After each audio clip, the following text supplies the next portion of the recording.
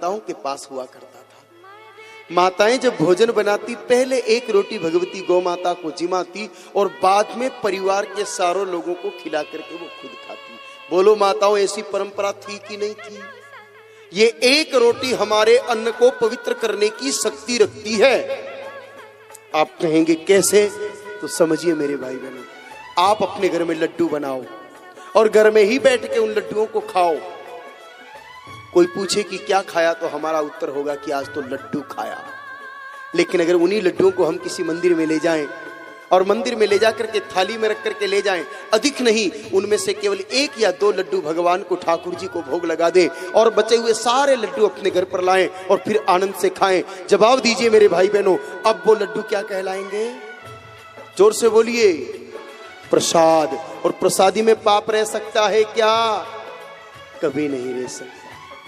तो सोचिए मेरे भाई बहनों, गौ माता भी तो स्वयं सिद्ध भगवान है, जिनके रोम रोम में बसे श्री राम है, जिनके चरणों में 68 करोड़ तीर्थों का धाम है, जिनके तन में 33 कोटि देवताओं को विश्राम है, जिनके सींगों पर सारी धरती का भार है, जिनके गोबर में माता लक्ष्मी जी का आधार है, जिनके मूत्र में गंगा जी की धार है, जिनको भगवान श्री कृष्ण नंगे पैर चढ़ावे, जिनके लिए रामायण जी में अंकित है कि राम जी निराकार रूप छोड़ करके निराकार रूप अपनावे, जिनकी सेवा करके तेजा जी, गोगा जी, पाबू जी मानव से देवता बन जावे, ऐसी ईश्वरीय शक्तियों से संपन्न सकल देवताओं को अपने तन में रखने वाली गौ माता को अपने घर में बने हुए भोजन में से सबसे पहले उत्तम श्रेष्ठ भोजन उत्तम तरीके से अगर हम भगवती गौ माता को जिमाएं तो बोलो बचा हुआ सारा भोजन 33 कोटि देवताओं का भोग लगा हुआ प्रसाद हो गया कि नहीं हो गया?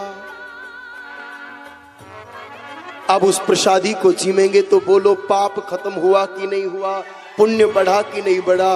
और पुण्य बढ़ा तो मुस्कुराहट अपने आप बढ़ेगी ही बढ़ेगी। लेकिन आजकल एक बहुत बड़ी गड़बड़ हो रही है।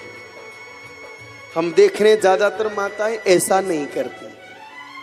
अधिकांश माताओं को हमने देखा है, माताएं क्या करती है, पहले नंबर की रोटी तवे में से उठा के किसी प्लेट में रख देती है, फिर बच्चों को खिला करके भेज देती है पढ़ने के लिए स्कूल विद्यालय, पति देवता को खिला के भेज देती है काम धंधा नौकरी ऑफिस पर, और दिन में जब गाय माता आती है दिखाई देती है तो गाय माता को रोटी देगी, और भूल गई तो सीताराम वो सुबह वाली शाम तक पड़ी पड़ी सूख भी जाती है, और कई घरों से तो 5-5 दिन के सूखे सूखे करकटे निकल करके आते हैं कि गाय के लिए निकाली हुई रोटी है, साहब दे दो, गाय साला वाले आए।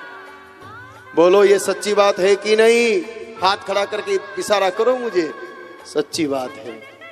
अब बताओ भाई, आपने लड्डू बनाए, 4 लड्डू आप पहले घर में खा गए और फिर उन लड्डुओं को आप मंदिर पे ले जाके भगवान को भोग लगाओ, बताओ वो लड्डू प्रसादी कहलाएंगे क्या? नहीं कहला सकते। उसी प्रकार हमारे घर में अगर हमारे परिवार के किसी भी सदस्य ने पहले एक रोटी भी खा ली, बाद में सारी की सारी रोटियां आप गौ माता को जिमा दो, कोई लाभ मिलने वाला नहीं।